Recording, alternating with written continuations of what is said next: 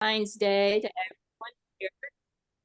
everyone here. Could everyone put themselves on mute for right now?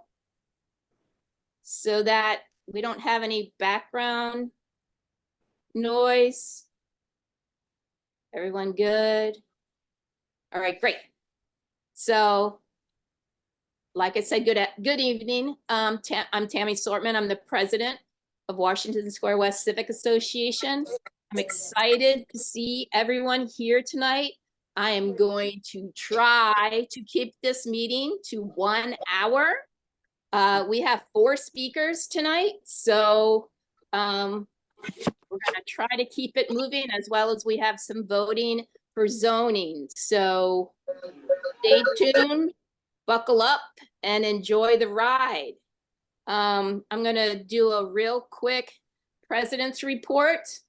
I'm going to let everyone know that for the first time as I've been president, I did a walk through the neighborhood with Councilman Mark Squilla, along with 2 other people from the Commerce Department. I tried to get Alba Martinez, who is the new head of Commerce, to be on that walk, but she had a conflict. We will be scheduling another walk soon in the neighborhood. We only made it not even halfway through the neighborhood, just so everyone knows. But we did have the opportunity to go in and meet some restaurant managers and some restaurant owners, as well as stores, so that they could talk to the councilman about what they see and what's been happening in the neighborhood for them. We also discussed all of the empty storefronts that we have going on many of our corridors right now, a lot that are on Chestnut Street. So that was the main area that we looked at since Commerce was with us. So they told me that we don't have a person currently from Commerce in our district, but they're looking to hire someone in moving forward that everyone could report to and talk to. But at this time, we do have a representative that will help out. Her name is Michelle, and she will actually be on one of our next board meetings to discuss what the Commerce Department actually offers to the community, as well as all the businesses in our community. So stay tuned for all of that. We talked about the trash. Believe me, lots of trash. We talked about all of that.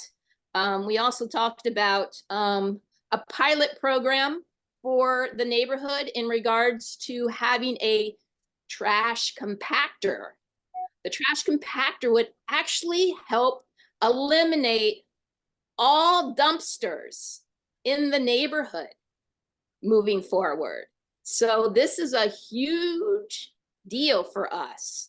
So stay tuned on that. If that's something that we'll be able to do, that would be an amazing feat for our neighborhood. And we would be the gold star in the city to then move that program onto other parts of the city. I think that's the most important. Oh, the historic district. We have basically, our paperwork has been approved. With that being said, the next phase of this will be all of you who are homeowners will receive a letter from the Historical Commission. So keep a lookout for that letter that will tell you that we are looking to have this district as a historic district. After that letter goes out, at 30 days after that, there will be a hearing that the Historical Commission will put on for the community. So the letter will talk all about that. So if you have questions, once you get the letter, please send me the emails, and I will try to get answers for you, or send you to who will be able to answer questions moving forward. But this is great news. It's 3 years in the making, and we're almost there, everybody. So stay tuned for that. Drew, you're up next. Okay, thanks, Tami. have the January 9th minutes in front of me, but I didn't circulate them, so I have to do that. I can read a verbal summary, but maybe you don't want to take the time. We can save them for approval next month. I did want to mention too, thanks to Katie bringing it to our attention, since we lost one of our web savvy folks, the minutes have not been posted for a number of months. So we have them, and we're going to try to get them up on the website so that they're out there. I'll work on that this week, Drew, Okay. to have them posted. So that's really all I have. Again, I can, do a verbal summary of January 9th or send them around to the board for separate approval. Let's approve them next month, I think. Yeah, I agree. Okay. I think it'll be okay. Bob is not here tonight, so we will not have a treasury report, but we will post information about that moving forward. So stay tuned on treasury report. So let's get right into our speakers tonight. David, are you on? I didn't see you. David Wagaman, are you there? Yes. David, oh, there you are, David. Can you hear me? Yep, I hear you. David Wagaman from the Washington Square West Trust is here tonight to speak on behalf of his organization. David, you have the floor. Okay, thanks. Thanks for having me, Tami. I just wanted to touch base with the Civic and tell you about us if you don't know who we are. We're the Washington Square West Trust. We're a 501c3, created probably in the 90s sometime. And what we do and where the money came from, if you want the history, it came basically from the Acme and CVS land prior to what's there now. Was a surface parking lot, and from those proceeds from that parking lot operation, roughly $60,000 was given into this trust by, I think, an Alvin Levin Grove. Then that money has built up in an escrow account, which then we give the proceeds from that endowment out to the neighborhood. We funded things with Civic. We fund things with the McCall School. We funded a significant amount of money with Seeger Park and Con Park. I think we funded, Tami, your last two cleanup days, as well as a portion of the historical certification process. So our mission overall is to enhance the quality of life in the Washington Square West neighborhood through established programs and promoting safety and security. Currently, we have standing grants where the neighborhood residents can apply for. There's 4 of them. The first one being the fruit-bearing ginkgo tree removal replacement grant, tree stump removal grant, street facade lighting grant, and the Little Free Library grant. If you want to find out more information on those grants, you can go to our website, which is westsquaretrust.org. And you can find information about how to get those grants as well. So what we're looking for from Civic is we want ideas for new standing grants. Some suggestions have been more security, helping residents pay for security cameras that face the street. Other suggestions were maybe sidewalk repair for trees that push up on the sidewalks. So that what we're looking for is kind of input from you guys. Don't worry about that, David. We will have a lot of input in regards to grants that we will need moving forward. And, street cleaning is right now where our pain truly is, and trash in this neighborhood. So that will be an area that we would love to talk more with your group about. We are trying to do fundraising right now in regards to street cleaning. So everyone on this call, I hope, has seen that we are looking to raise money for our street cleaning fund, because it is not a cheap situation for us. And just so everyone is, I'm reminding everyone that right now we have stopped the street sidewalk cleaning at this time, hopefully picking it up again in a month or two. So stay tuned on that. But David, if you're looking for a list from us, we will absolutely put one together in regards to grants and get that over to you. So anyone on this call too can send in ideas in regards to grants as well to our email, and we will add those to our list to send over to David. Yeah, Does just to anyone follow up on that, we tend to like things that are more capital in nature. So, I mean, capital infrastructure that you would need for street cleaning and so forth, that would be more kind of what, rather than the ongoing operations of things. Gotcha. Just mind. Yeah. So even garden enhancements or greening. Yeah, well, we had the one grant request from you guys that were, I guess, is still pending for the Waverly Garden, things like that. Yep, they just actually have put their paperwork in. So they sent us email actually today saying that they will be looking for grant money moving forward for that project of their fencing, because they got all their paperwork from the city now in to be able to do it. And anybody who wants, we don't do programs or we don't do things, we just give money for things. So anybody who has any ideas, who wants to present their own grant application to us, we're open to receive those as well. Does anyone have any questions for David? David, do you fund projects or capital expenses that perhaps the city might have funded in the past but no longer do? We're open to do such things. Like we just wrote $25,000 to Seeger to help with the redoing of the basketball courts and tennis courts, and another $9,000 for redoing the benches in the park there.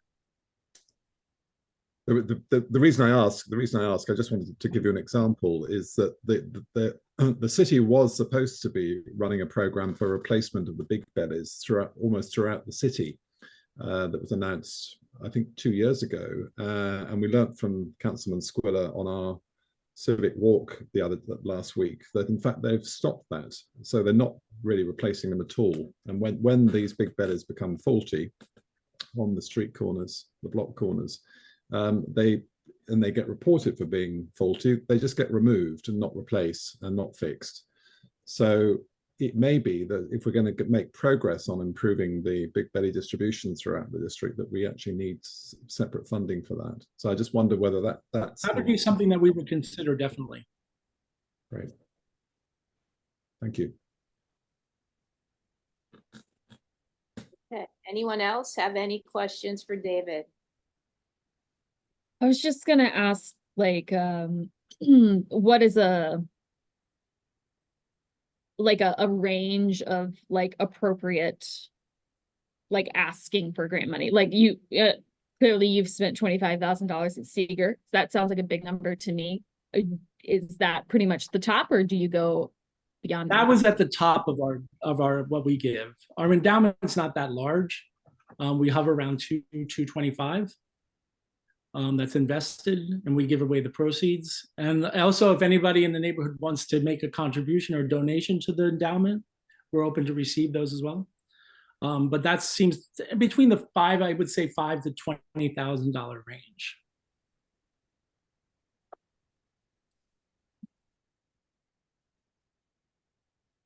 Anyone else? Okay. Thank you, David. I appreciate your time. Thanks, Tami, for having me. Yeah, absolutely. Okay. We are going to move on to our next group of speakers, which is Philly Bike Action. Caleb and Jessie, are you on? Yep, we're here. Would it be okay for me to share my screen? Absolutely. Fantastic. Right. All right, you guys seeing our big logo here? There, yep. It's Okay. Great. I'm going to try to keep this as fast as possible in the interest of time. But thank you for the introduction. Yes, we're Philly Bike Action. My name is Jessie Amadio. I am an organizer, and Caleb is a chair of our board. So we are a grassroots, all volunteer nonprofit organization. We're pretty much dedicated to trying to make Philadelphia streets safer for biking around. We have over 500 members online already, and our monthly meetings are attracting about 40 people a month. We are trying to create a space for just like people who live and work and ride around Philadelphia to like learn how the city works, get involved in their civics, and kind of advocate for the safer streets that we think like our neighbors would all benefit from. So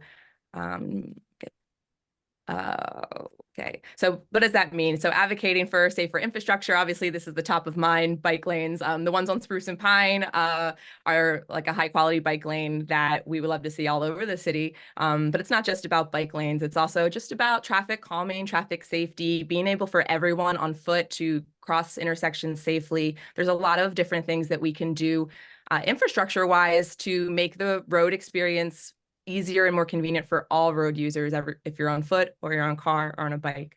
And so there's some cool ideas.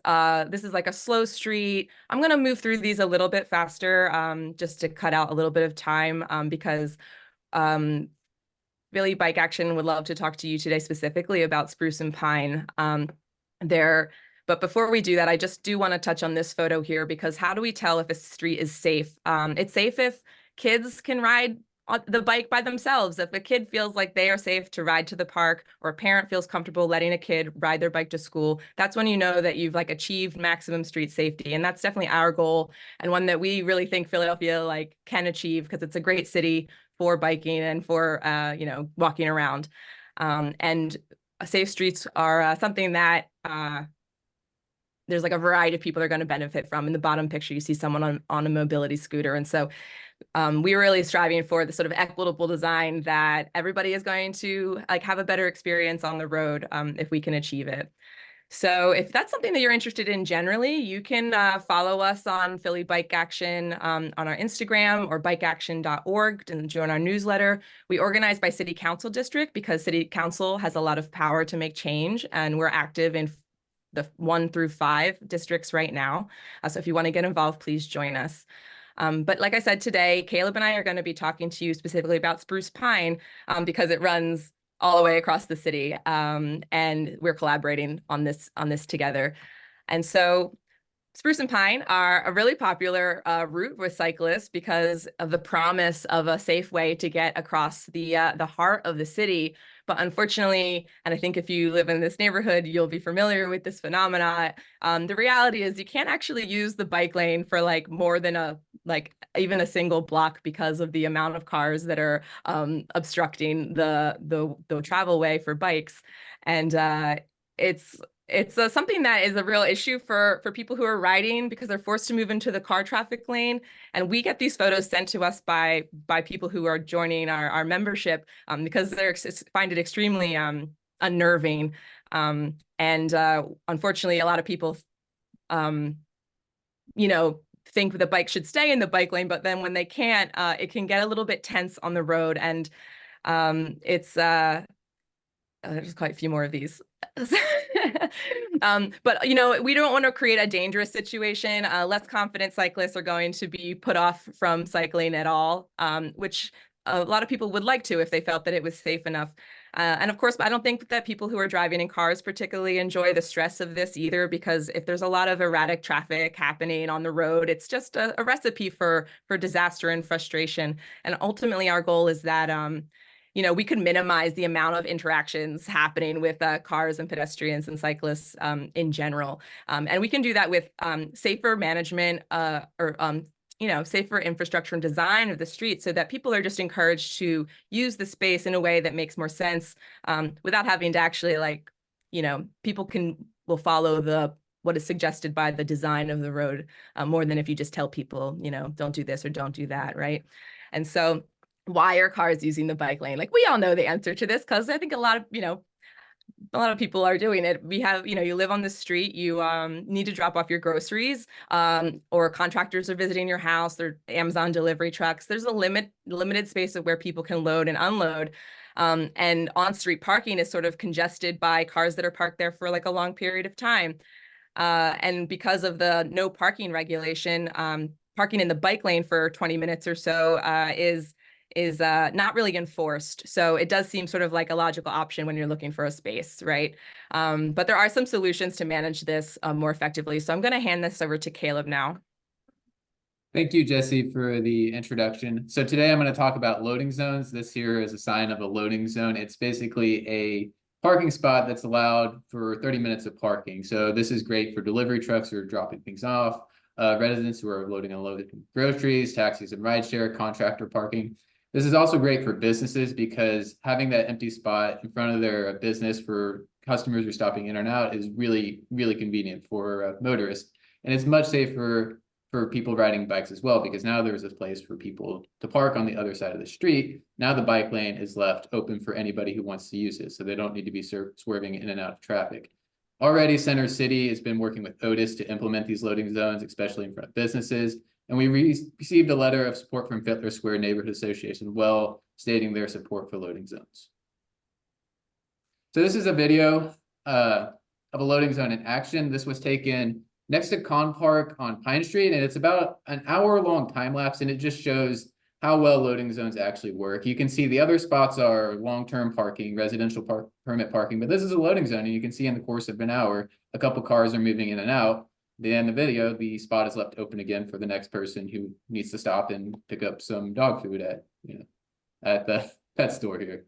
So really, really great way to manage street space. The other change that we're proposing is a change from a no parking regulation to a no stopping regulation in the bike lane. This would allow for immediate enforcement of any bike lane parking. Of course, we're proposing the loading zone with that because we understand like people still are going to need to load and unload. So it's unfair to propose this, no stopping change without having somewhere for people to actually park. And this is just an overhead of what this change will look like. So on the top, we see the entire block is residential permit parking. And then the opposite side of the street is a no parking regulation. We're advocating for just changing the regulations on one side of the street, so there's frequent enough loading zones so people don't feel inclined to park in the bike lane. And the change to a no stopping regulation as well. The goal is like the specifics of where these loading zones end up, of course, is, that's something we're talking about. The idea is like they're convenient enough where, people will use them. Why do we need this change now? Why is this so important, and why are we so passionate about seeking this change? So last year, 10 people were killed in the city of Philadelphia by biking. That's been one of the worst years on records. And of course, we care so much about this because a lot of our friends are out riding bikes. In Chicago, 3-year-old Lily Shambrook was killed a couple years ago. There was a truck that was actually parked in the bike lane, and the mother was going by alongside the truck, and then another truck pulled by and she was hit and killed. So there's already been documented cases of bike lane parking leading to deaths. It's extremely tragic. And I must reiterate that people have been killed on Spruce Street before. Emily Fredericks was killed in 2017 by a driver that was taking right hook. The circumstances were somewhat different, but this had been brought to the city's attention as a safety issue that needed to be addressed. The red flags were there, and it took somebody dying to the city actually do the right thing, which was to move the bike lane to the left side so people could see people riding bikes much more clearly. So we get those red flags. We get reports of people being harassed. We have a couple of cases of somebody being assaulted, of a driver jumping out of their vehicle to hit somebody on a bike because the person in the bike was in the car lane. So, and there's been plenty of close calls as well. So these are what we're trying to prevent. So what can West Civic Association do to help make our streets safer? we're requesting a letter to Otis, which is the department or the Office of Transportation Infrastructure and Sustainability. They do a lot of the street safety improvements. They're absolutely fantastic. They know very well what makes a street safe. And then also to Mark Squilla, because any street changes almost always need a district council approval. So we're asking for the implementation of loading zones along Spruce and Pine Streets from 7th to Broad, which is in Washington Square West Civic's boundaries, and also the change of a parking regulation in the bike lane from no parking to no stopping. And once again, I must say, this is quite personal to a lot of us. I've personally been harassed to, just for riding in the motor vehicle lane, and almost somebody tried to run me over once. So that was my motivation to get this organization going, because a lot of people are sharing these experiences. I have a friend, she bikes up Spruce Street every day, and she recently lost her friend who was hit by a car while biking. And when she sees the bike lane's obstruction, she has to ride in the street. She's constantly reminded that, her safety is not being taken seriously. And was even to the point where she changed her commuting time because she didn't feel safe. So, I mean, it's really sad to hear, but I mean, that's a common experience. And a lot of our friends and family are out there biking. And if you know enough people in this community, you will hear these stories, and we worry like somebody being hit or killed that we know. So it's very, very important to us.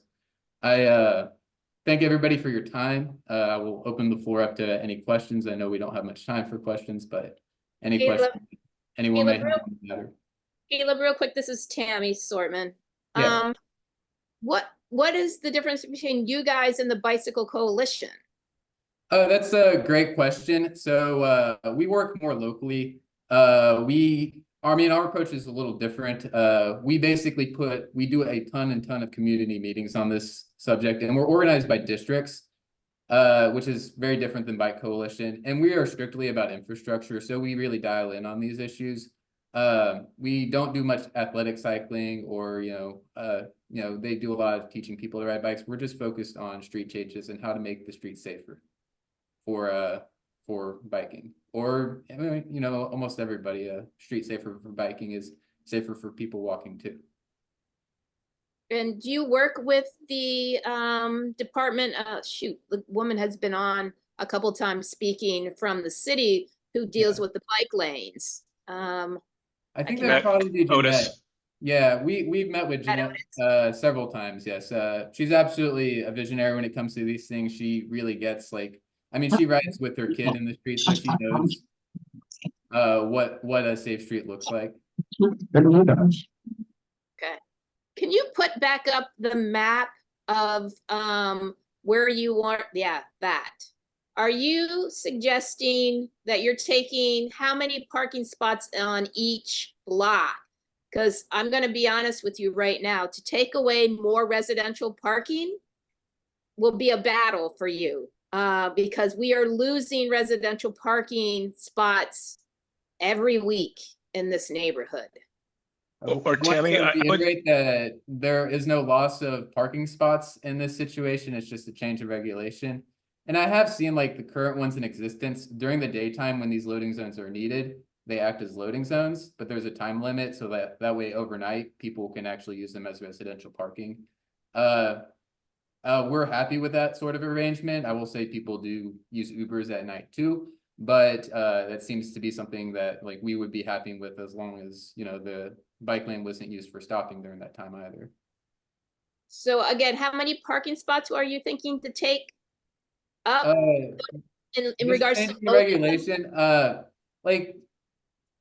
Like I said, the specific amount would, of course, that's something that one could, the community would sit down and talk about, how many loading zones are actually needed to to provide enough space for people to load and unload during the day. This diagram, this would probably be about 12. Like I said, this is, we didn't go out and measure. We just said, about how much would you need to make it convenient.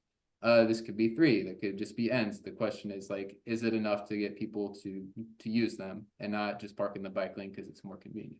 Yeah, so what would happen is that, if the Civic wanted to say, you know what, we would like to have some more loading zones, so, for the delivery vans and stuff like that, the letter of support could be extremely generic, and it just says, this is something that we like to support. We'd like to work with the city to actually come in and offer us some specific designs that then you would be able to determine on a block by block basis, and they would, they would use their engineers to find a solution that satisfied your needs, but because like they'll be able to work with you, and they're the experts on this sort of thing, but the request for it is a super important way to say, this is something that we would like to see, and it is in line with what the Center City Residents Association is currently working with the city to do, and as well as Fiddler Square. So I mean, ideally, it's something that will be a citywide improvement for convenience effectively.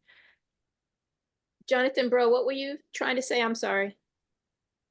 I was just going to mention what Caleb said, that there are you can have it so it's a loading zone from like 9 to 5, then switches over to residential parking in the other hours. So it kind of accommodates both needs. Got it. Okay.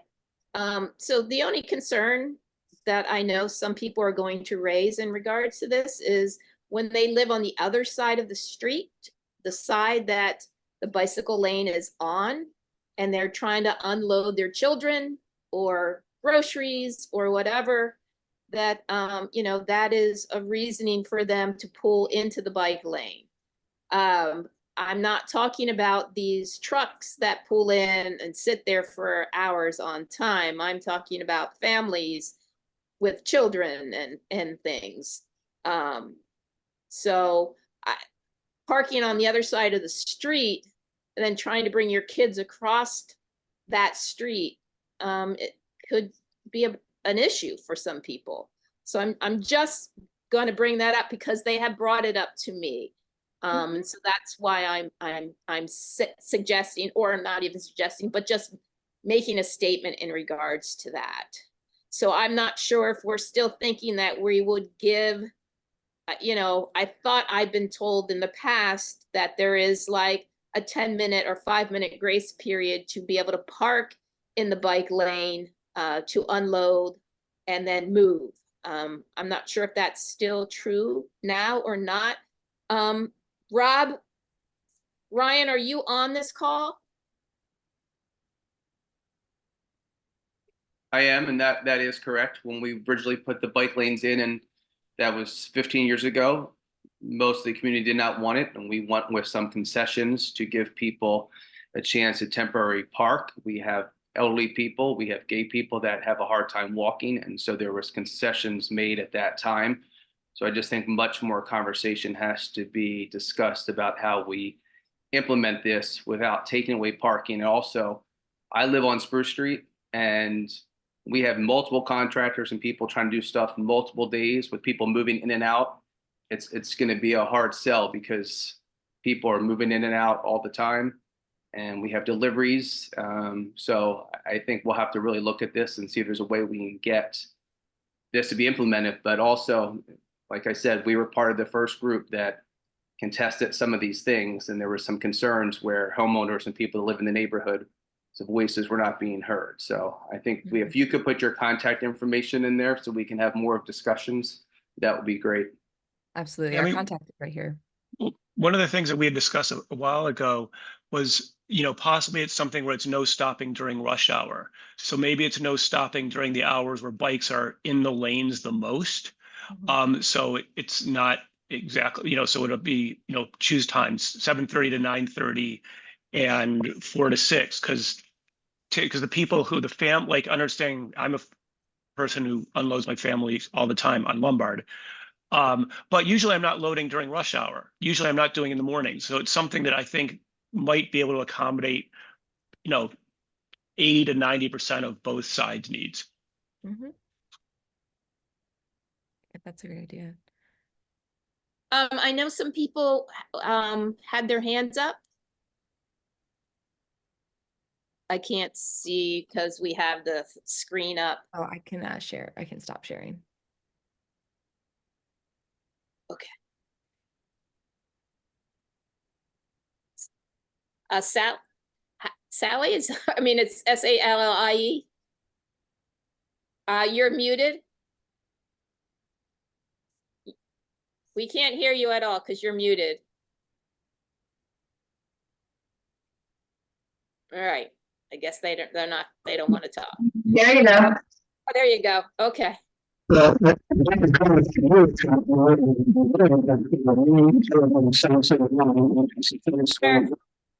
Hold on, sir. We cannot understand a word you're saying right now. I don't know if you need to get closer to the microphone on your computer. I don't think I can get any closer.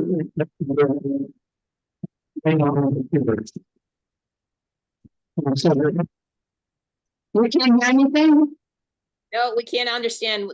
We can't understand anything. No. All right, I don't know why I can't hear, but this one. Do you have two computers on? Sometimes No. that does it. Okay. No. I don't. I apologize, but we cannot understand what you're saying. It's all muted when you speak. It's something before. Okay. Who else would like to ask a question? Rob, your hand is still up. Did you have something else you wanted to say? Yeah, I just want to say to the leaders of this group, if you would not mind whoever you guys employed to give out your stickers, but they were placed on every one of the flex posts, the bike lanes, all over the light posts. We just got them repainted. So whoever's doing that, could you please ask them not to do that? It's just disrespectful to a community and neighborhood that's just to post stickers on every light post. We would like our neighbor to be clean. So that was a concern. They're all over. We had to peel them back all over again, off. So Yes, we'll talk to people about it. We give them out. We don't tell people to put them on anything, but we'll be sure that they know that. Thank you. I appreciate that. John, you have to unmute yourself. You're still muted, John. Maybe we have to ask them to unmute. Andrew, can you do that? There, how's There you that? go. Yep, you're good. Hi, everyone. Well, we live between Spruce and Pine, so we are very familiar with the bike lanes, and we think they're a wonderful thing, and we're so glad it happened, and we certainly encourage more bike riding than automobiles, needless to say. But just a comment which is a little off topic. When I see the statistics of cyclists that are either killed or injured, I'm surprised there aren't more.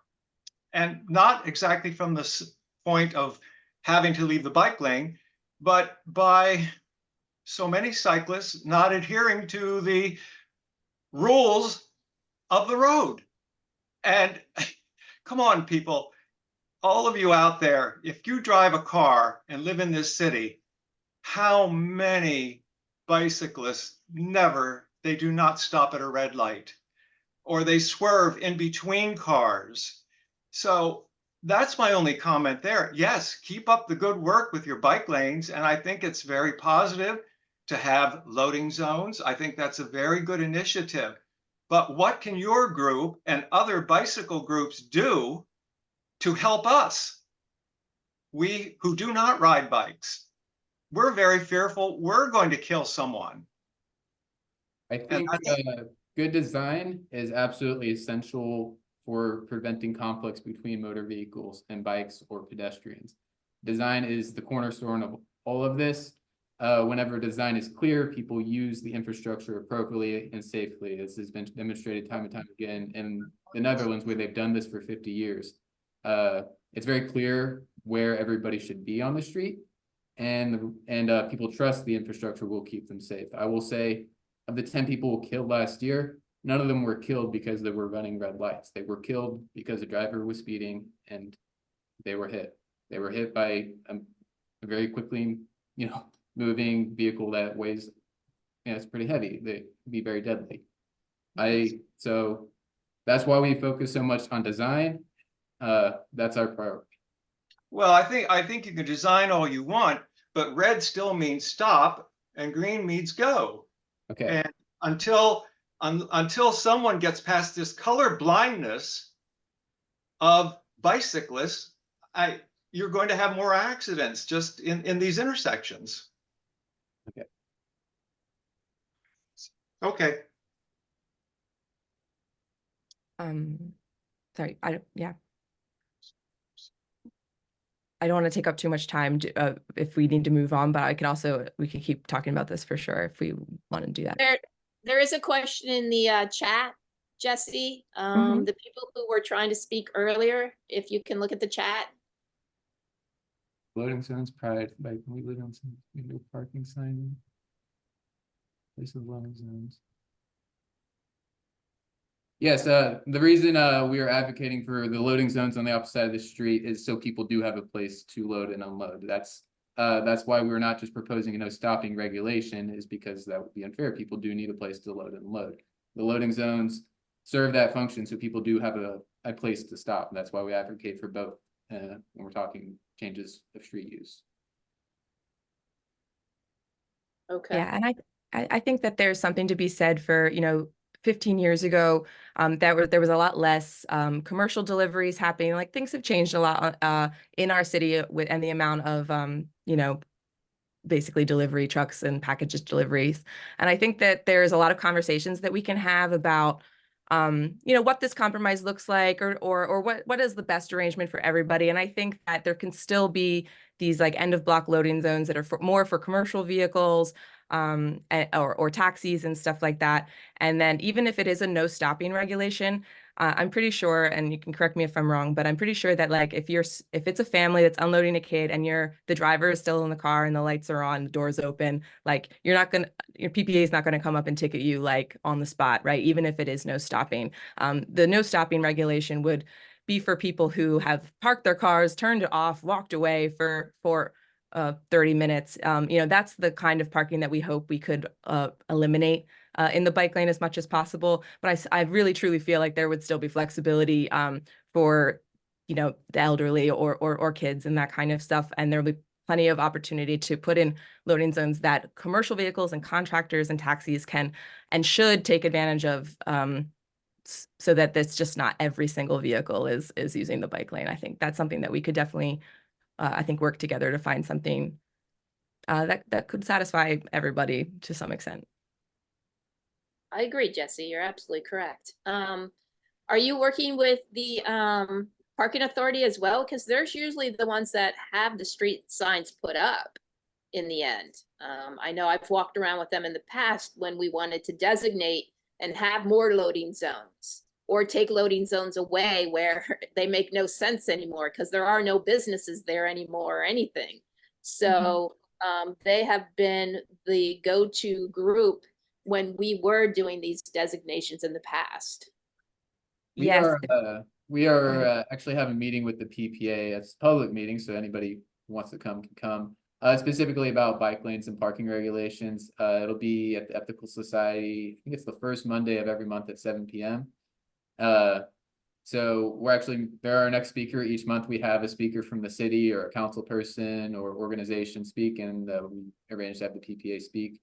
A lot of parking issues overlap with bike safety issues, so of course we're working with them as much as possible. I see people are putting comments in the chat. Jonathan, you put in a comment that it's 20 minutes to park in the. These are the actual city laws right here that I've posted. So I'm not saying they're good or right or wrong, but those are the laws. Thank you for adding more context here. I appreciate it. Does anyone else have any questions for Caleb and Jessie? And Caleb and Jessie, we absolutely want to be more involved moving forward in regards to these changes on Spruce and Pine. So please keep a hold. You've been talking with Russell, is that correct? That's correct. And Okay. Also the Vision Zero team as well. They've been okay. So please make sure that Russell and Andrew are up to date on your meetings and when you are having meetings so that we can be involved in those moving forward. Is that Absolutely. cool? Thank you so much. Thank you a No. lot. I appreciate it. Thank you guys for taking your time to come and speak tonight. We really appreciate it. It's our pleasure. Thank you Yep, have a great night. too. We're gonna move on. Deb, are you still here? There you are, Deb. You are muted, Deb. All right, there you go. Okay, hi, everyone. One of my responsibilities as the greening chairperson is to oversee the 3 community gardens in Washington Square West. And our garden season is approaching quickly, and tonight we have a proposal that Roberta Camp, who is our garden chair for South Street Garden, is going to review with the board and the community for an irrigation system. So she'll be asking for our approval so that they can move forward with obtaining some funding for that program. Roberta, I think I saw you earlier. Are you still there? Yes.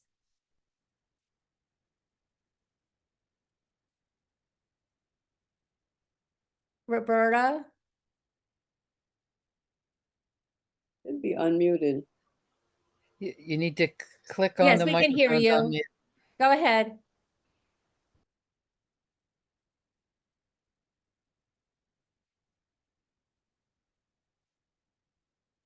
Click on the microphone to unmute. Oh, there you got it. Okay. Now can you hear me? Thank you, Roberta. Yeah, we can hear you. Okay, I don't know why it didn't work before. Okay. So I'm Roberta Camp. I'm one of the co-coordinators at the South Street Community Garden. We are the largest of the Wash West Gardens. We're about 7,500 square feet. We have 40 plots, 38 families, 2 plots devoted to the City Harvest Program, which is run through PHS. We provide fresh organic produce for our families and for the homeless, formerly homeless men at Ready, Willing, and Able. As you can imagine, we use a lot of water, especially in our increasingly hot summers. Our current water system runs along the perimeters of the garden. And that means that there are 12 plots in the center section of the garden who have to use hoses dragged from the perimeter. That's adequate for our current needs, but not for what we envision in the immediate future. So we're encouraging, what I mean by that is that we are encouraging people to introduce drip irrigation systems, both to save water, to conserve water, and to, because the water is delivered at soil level and therefore there's less evaporation, and also to provide a consistent supply of water for our plants. It would not be feasible to run hoses on a more or less permanent basis from the perimeter to the middle section of the garden, especially because we have 2 4-foot wide brick paths running the length of the garden. So we propose to run a water line in a trench 6 to 8 inches deep through the middle of the garden. The water supply line would be similar to the supply lines that we're using now. There's a little bit narrower than a regular garden hose.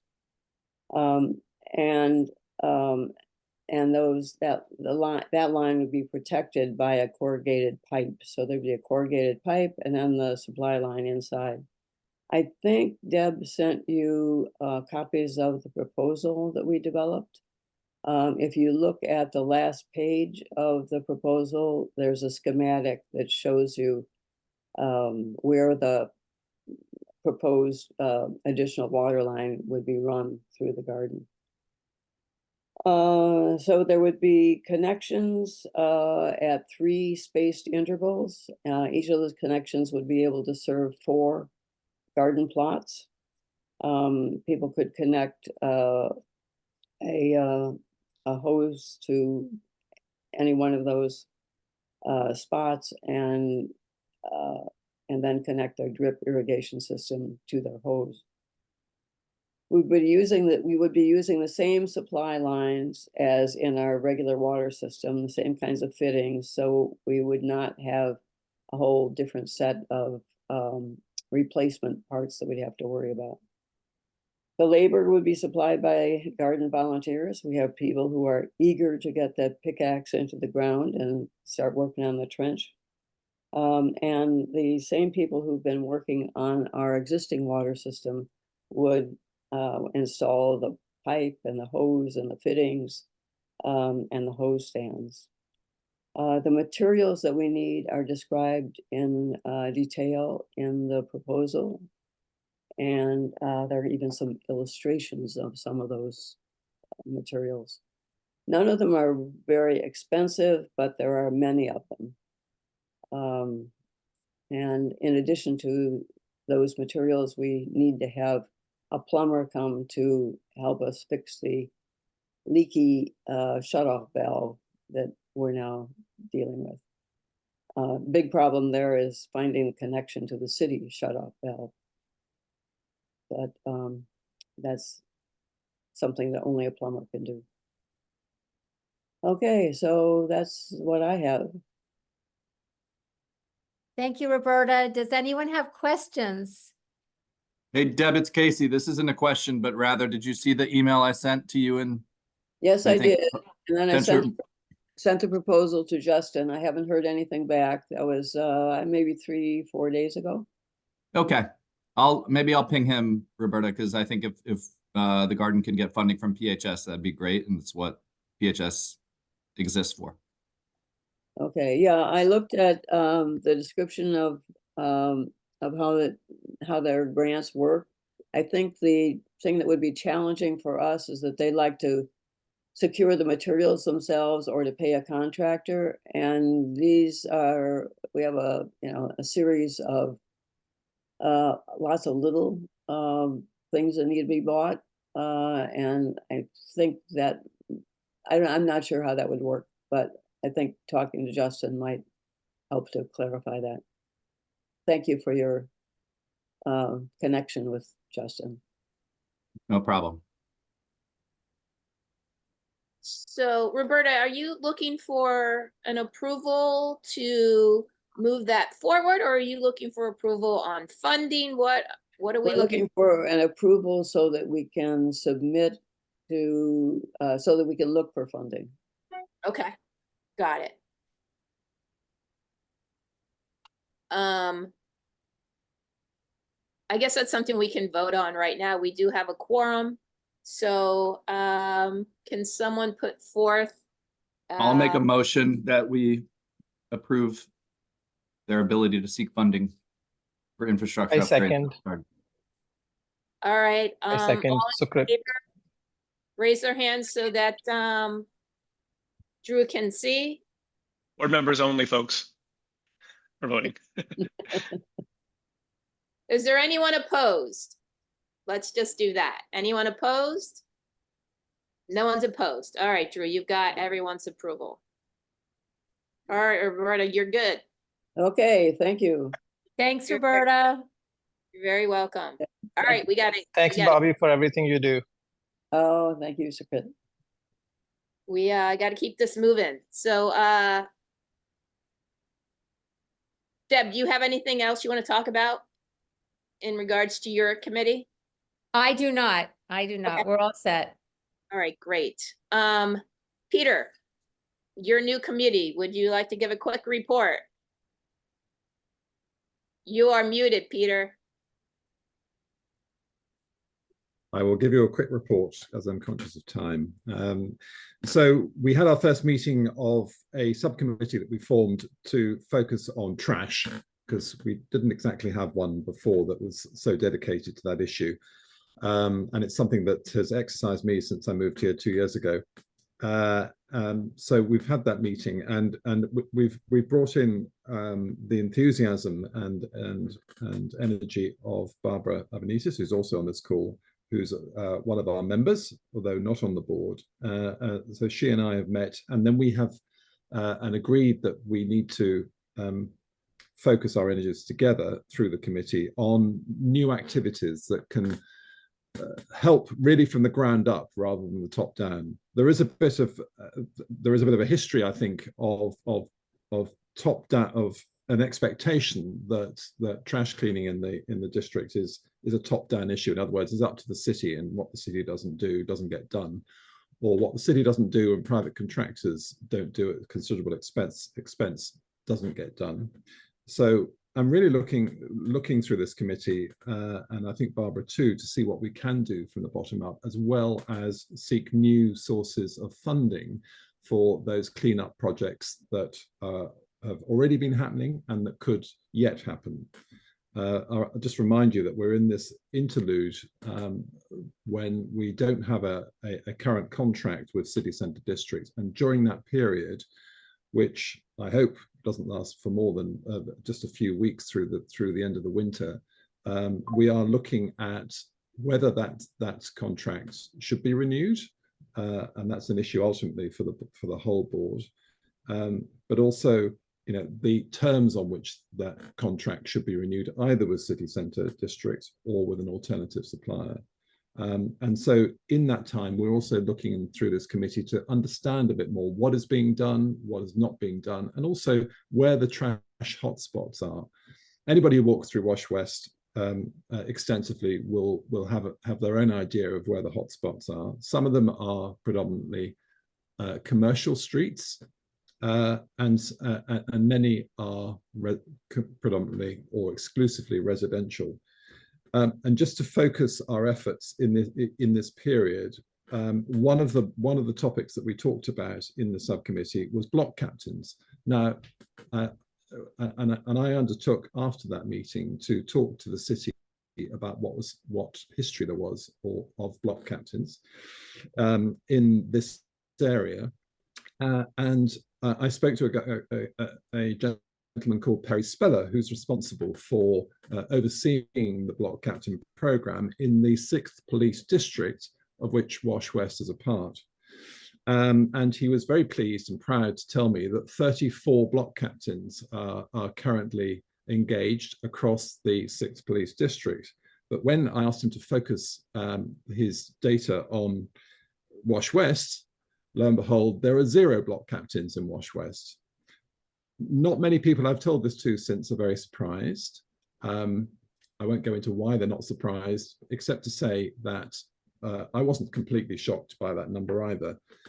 If there were block captains already elected and active, we would probably know about it, because they would be, by their nature, among the most active and community committed.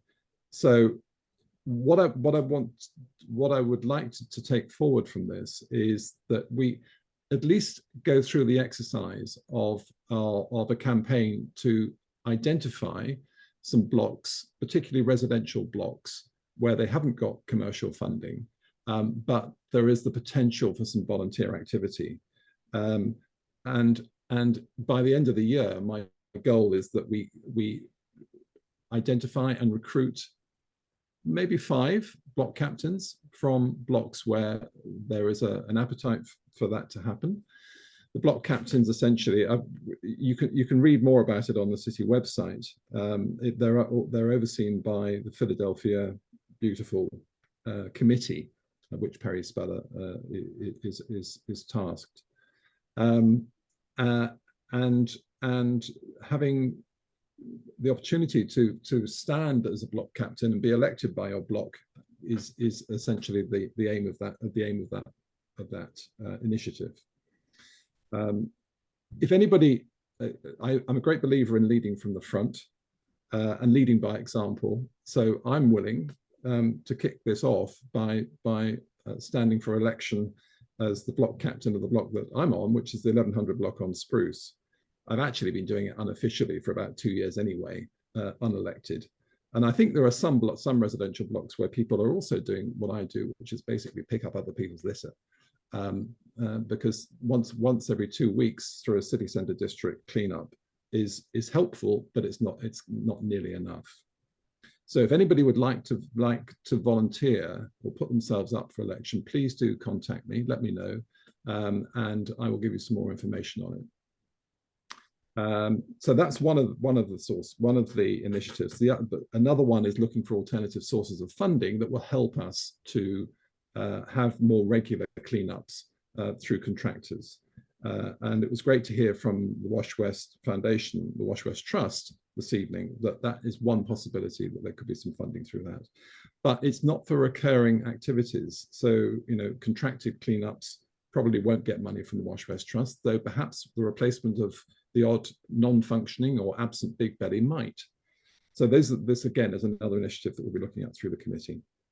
And Barbara Benitez is looking at alternative sources of funding. So again, if anybody knows of any other pots of funds that might be contribute towards cleanups, please let me know. Peter, can you put your information in the chat so people can contact you directly? Sure. Thank you. Also, just so everyone knows, when we were on our walk with Mark Squilla, he is recommending taking a big belly off of 13th Street, which is being covered every day near the corner of 13th and Sampson, and moving that over to, what is that, 10th and Spruce? It's 11th and Spruce. 11th and Spruce? Outside of Con Park, Tammy. Well, Okay. It's actually 11th and Spruce case. It's not because Oh, the one Spruce. Sorry. The one at Calm Park is working, but the one on the corner of 11th and Spruce has been broken for as long as I've been here. And although it's been reported, it's not being fixed. I mean, that's something else that I learned from that walk, Tammy, is that when I asked Mark Squilla what was happening to the program that was announced and reported in the Philly Inquirer to replace all big bellies across the city, that is now not happening at all. So if you report a big belly that is needing fixing, it's seriously not working, the likelihood is that the city will remove it and not replace it. So reporting a broken big belly is almost self-defeating unless you can come to an arrangement where it's going to be replaced. Okay, thank you, Peter. Great, thank you. It would be great if we could get that one on 11th and Spruce. Yeah, we need to send an email over to Mark, reminding him to have that taken care of. So, let's move on because we're running out of time. Jonathan Broh, let's go right to zoning. Thanks, Tammy. There's 3 projects to discuss, 2 to vote on. The first one, small one, was 700 Rodman Street. Family, they installed a fence and gate on the rear of their property, which was 9'4" tall. It can only be 6 feet tall. They clearly did this accidentally, and were doing it for safety, but they did not properly flyer, or they didn't quite understand the process. So they will be coming back to us in 2 weeks, the zoning committee, having properly flyered, and we'll see what the immediate neighbors' concerns are, but we've not taken a position on that one. The second project we saw last week was 800 Market Street, sometimes known as the Disney Hole. So that is currently a parking lot, and they are essentially seeking a variance to maintain the use of that as a parking lot for the next 2 years.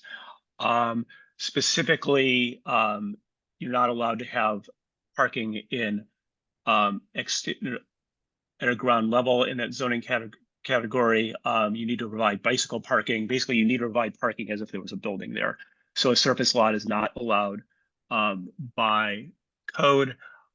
We are recommending non-opposition to this. Again, this is a temporary use for 2 years. And while we would prefer it not to be a parking lot, if it's being maintained as a parking lot, the lot is at least being maintained. So, I mean, a few months ago, there was actually kind of a sinkhole that formed in it.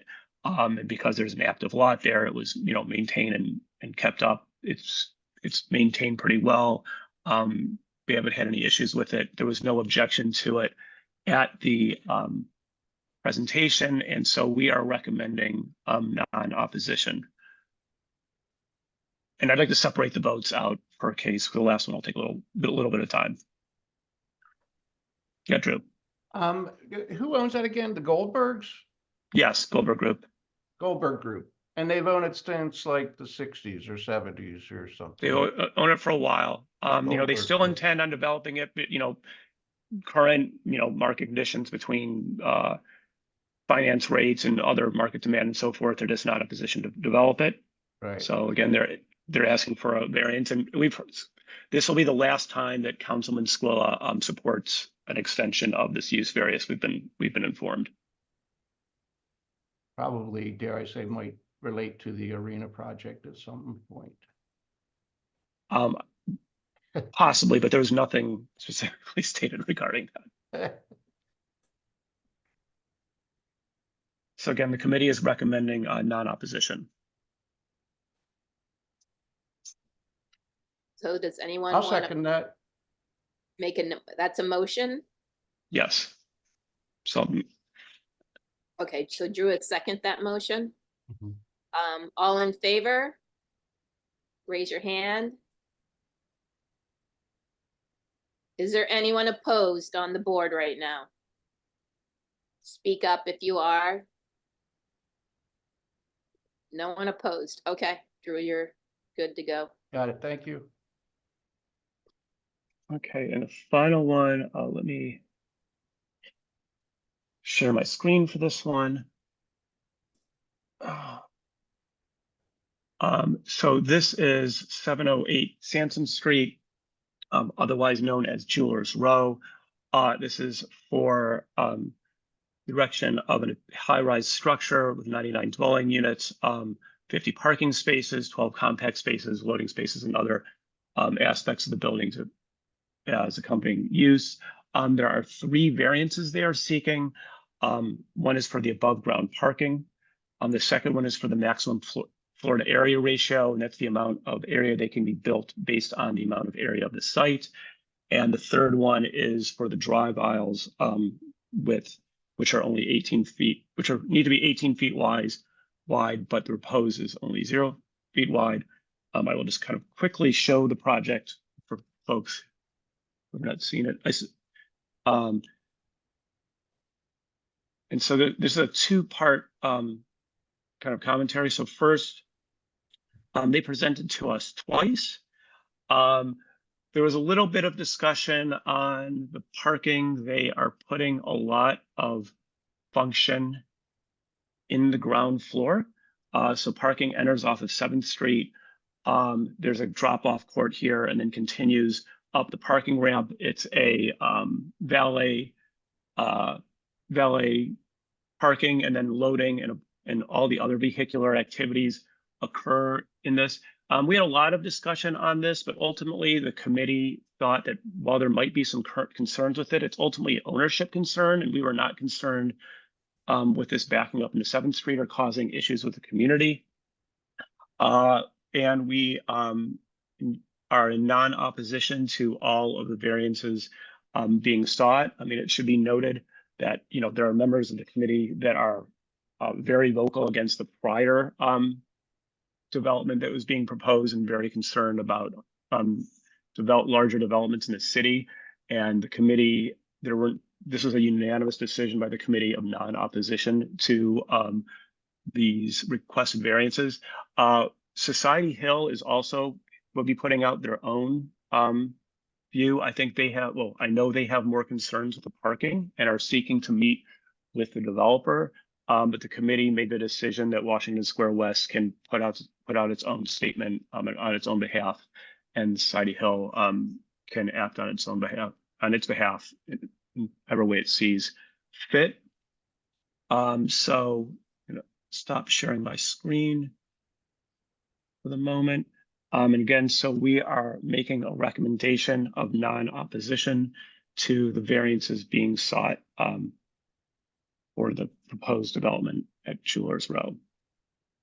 So Jonathan, is the height approved? So the zoning is CMX5. There is no height restriction on CMX5. The restriction comes from, again, the Florida area ratio. So, for example, if the site was, you're allowed to build 1,200% of the area. So if the site was 10,000 square feet, you could build 12 stories at 10,000 square feet or 24 stories at 5,000 square feet. There's no height limit. Now, there's other things that limit the height based on setback requirements or so forth. But there's no height variance required. There's no variance for height. The variance is for the Florida area ratio, and that's specifically for the parking that they're putting above ground. And again, they're seeking to put the parking above ground because the logistics of the underground parking were just too challenging. That didn't allow for sufficient parking. It should also be known that the Jewelers Row merchants are supportive of what a lot of people don't like parking in buildings right now. They are supportive of that parking because that way people who might live there aren't potentially taking parking away from people shopping in Jewelers Row. Right. It just looks like a really tall building in those sketches. So It is a tall building. It's not as tall as St. James nearby though. okay, it's not as tall. All right. And then is there affordable housing in that as well? There is not. There is not. Okay. All right. Is that something we can talk to them about moving forward? I doubt it. Okay. I mean, we could. I mean, I'm just saying we can talk to them about anything. It would be, you know, there were 2 zoning meetings at this point. It hasn't been brought up at all. I mean, if it's something that we wish to discuss, we can. Okay. All right. Just checking to see as well as any other demands that the Civic might have in regards to them building there, in regards to greening and street cleaning and lighting and all of that. I think are important things to have a discussion with this group as well. Right. I mean, we can certainly, you know, talk to them about being good neighbors. I mean, we haven't had a discussion on getting into a community benefits agreement. That's a different discussion. But we can have that discussion with them moving forward still. We could. Okay. It's something we can certainly have. Zoning committee, you should always think about all of those things. I'm not just talking to Jonathan, I'm talking to everyone else on the committee as well. So That's a bigger discussion. We as a group have not typically gotten into community benefits agreements. If that's something as a board that we want to discuss moving forward, that should be considered as part of zoning approval or not, that would really need to be a larger discussion. Okay. Again, we typically do it when, you know, there's opposition to the project or there's community concern, and there was no concern about this project specifically as proposed, understanding that there should be always be an interest in any development supporting the community. okay, great. All right. So you're asking for The recommendation is non-opposition to the 3 variances required. Does someone want to second that? I'll second it. All right, let's go take a vote. All in favor? Any there opposed, board members? Anyone opposed to this? I am. Casey is Who was that? opposed. Yeah, Casey? just for the record. And I know I wasn't on the meetings, but that looks like a monstrosity on Jewelers Row. Sorry. Okay. So we got 12 in favor and 1 against. Non-opposition. Cool. Thank you. And just a follow-up. So then there was a second meeting for the same project the civic design review, where we present to the planning commission and we mention our concerns about the project. Just to list what we stated, we believe the proposed design is greatly improved from the prior developer's proposal. We appreciated the uninterrupted storefront along Sansom Street. The ground floor vehicular circulation seemed problematic and does not provide enough surface parking, and the owner needs to consider that.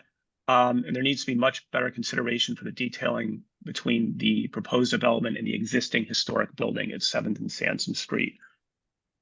And there was some details, like including the trellis above the garage entry, which we thought was awkward in massing and placement and would not provide relief from the elements. Again, this was presented to the planning commission, who accepted our comments, and the planning commission can either continue the case or they can complete it, and it was considered to be completed. So the project is through any commentary from the planning commission. Jonathan, Philip is asking, is there a skyport on the roof? It's like a helipad? No. There's no helipad on the roof of that building. Nope. Okay. All right. Anything else? And then for this month's meeting, right now, the only case we have is the 700 Rodman project, which I mentioned. Again, the fence for the backyard, they will be presenting on the 27th, but we have not received any other projects other than that. Okay, great. And you will need to send that over to me so I can get it in the next e-post before that Yeah, meeting. I will. I will do that. Thank you. Casey, do you have anything you want to report? Nope, I'll save us all some time. I think we've already touched on the things that I've been involved in the last month or so. Katie, Lowe, anything to report? Sorry, I just put dinner in my mouth. Sorry. Well, we have raised $500-ish for our very small, slow roll street cleaning campaign. So please consider donating if you have a little bit extra that you can share with us right now. You can donate for via Venmo, very easy. Pull out the phone and do that at Wash West Civic. We also have a PayPal. Can't really tell you how to do that, but somebody here probably can. And you can also go to Join It, which is how you may have renewed your membership recently, and you can donate through Join It. All donations are tax deductible, and if you need a receipt, we can get that for you, which actually doesn't have anything to do with community engagement, but we did have our first meeting of Wash West Knits. This was the brainchild of Lynn Landis. I'm just sort of helping getting it off the ground, and she is going to be the boss of that because I don't actually knit or crochet or anything, but I would love to learn. So our first Zoom meeting was fun and nice, and met some nice folks and doing a lot of different kinds of fiber works. And the first in-person meeting is going to be on February 20th between 6 and 8 p.m. At the Starbucks at 12th and Walnut. I think it's officially 1128 Walnut Street in the community room, which I believe is upstairs. No need to RSVP, just drop in with or without your fiber works. But, you know, we'd love to see what you're working on, get some tips and tricks, get yourself a little treat if you want to, no obligation there.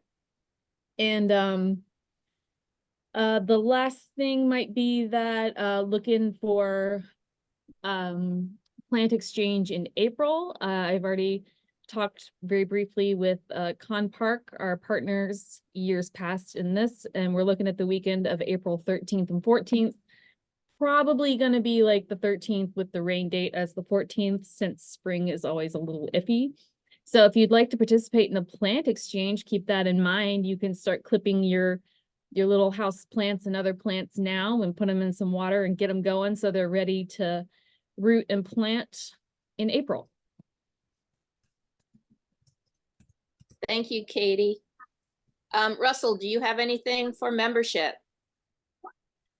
Yeah, just real quick, that's we are working on potentially developing new promotional materials like new flyers that we can share around the neighborhood. And Katie and I and Kayla are working on this. And Kayla then she and I will find a time to go around some places in the neighborhood and try to chat people up and let them know about the Civic, what we can do for them, and why they should become members. Okay, thank you, Russell. Anyone else from the board that has anything else they want to talk about? Andrew Jones, did you want? Yeah, I just wanted to say real quick, the Vision Zero Committee will be having our first meeting 2 weeks from now on Monday, February 26th at 6 p.m. So if you want to get involved with that, there's a link in the e-post, and you can also find the link on our calendar. Andrew, can Great. you It is Vision describe Zero, Vision Andrew. Zero for people that might not know? Yeah, so the idea is the name comes from, it's like a wider movement to have 0 deaths and serious injuries from traffic fatalities or from traffic collisions. The city has a Vision Zero program, which is how they try to make the streets safer. There's a couple different civic organizations throughout the city that have their own like Vision Zero subcommittee. So this is our version of that. And so this would be an opportunity for people to maybe come with ideas about how traffic might be calmed in their neighborhood, how things can be made safer for everybody, 8 to 80, so forth and so on, right? I love it, 8 to 80. But people older or younger can still attend. Everyone's welcome to attend. Because you put a number on there, I'm just like, okay. All right. We've gone through all of our committee reports. One more, public safety. Oh, sorry, Richard Lee. That's okay. They canceled the meeting today, I think due Yes. to scheduling and weather, but one note and event is the eyes and ears training, which is being hosted by the Delancey Square Town Watch. So they are going to do a training on Tuesday, February 20th from 6 to 7 p.m. at the Hill Physic House, which is at 321 South 4th Street. So we'll put that in the e-post and communications, but that's a recent update that came out. All right, Andrew, or Richard, please make sure you send that to myself and Katie Lowe. Yes, I will do that right now. All right, I appreciate that. Anyone else? Okay, it is 8:24. And we've gone over this meeting by 24 minutes. I apologize. I want to try to keep these meetings to 1 hour. But it is what it is. We have a lot of important information to talk about here, and we are doing a lot of work. So stay tuned. I appreciate everyone's time, and I look forward to speaking with all of you at some other point. Excellent. Hi, I don't mean to interrupt, but there were a lot of unanswered questions in the chat. Looking maybe for an update about the arena. Ethan, what are you looking for? So you gathered a lot of data and presented it very well, and I'm just wondering if there's a timeline for interpreting that or sending any recommendations to the council member. Actually, all of that has just been sent to the council, to Mark Squilla, just so you know. So he has received it. He told me he received it and he was reviewing it and he had reviewed it. So he was digesting it all. What else do you need to know? Well, I guess to clarify, did you send the data or your recommendation? We sent all of the data. Everything that was sent out to the community was sent to Mark Squilla first. Okay, and do you have a plan for moving forward with that data then yourself? In what form? I'm not understanding what you're asking. I guess clearly just taking a position for the community. Well, the community has taken a position. So we are also still in our meetings process, just so you know. So we are still gathering more information. So we will be putting out another statement, hopefully this week, in regards to our meetings that we've been having. So stay tuned for that. Okay, It will be and out is that, in social, it will be out in social as well as our e-post. and is that your meeting with stakeholders in the project or stakeholders in the community or both? It's everything. Everything. We meet with a lot of different groups as well as a lot of different people. Okay, So so I guess could we just have a little bit of clarity on that before we sign off then? there's no clarity to give you. I told you a statement will be coming out within the next few days. So I'm not sure what else kind of clarity you need, Ethan. Well, you said that you were meeting with lots of different people and everyone, so I guess just clarity we've around, met you know, with who the- everyone is. We've and met who with we Marsh have. West No Arena, Ethan. We've met with them. We've met with the 76ers. We have another meeting with the 76ers. We have another meeting with Mark Squilla moving forward. We're actually going to have Mark Squilla come to one of our next board meetings to talk more about the arena and changes, if there are any, and you guys can ask him any questions that you want in regards to it. So And will there's the board be a lot of taking an moving official stance before that meeting happens with Councilman Squilla? there's no official stance for anything. Yeah, the community gave a stance at this point. But the board hasn't? That is correct. Okay, and will we expect one then, I guess? Now, stay tuned, Ethan, for our next update that we will be sending out. Okay, great. Thank you, everyone. Have a great night. Thank you so much. Have a good night.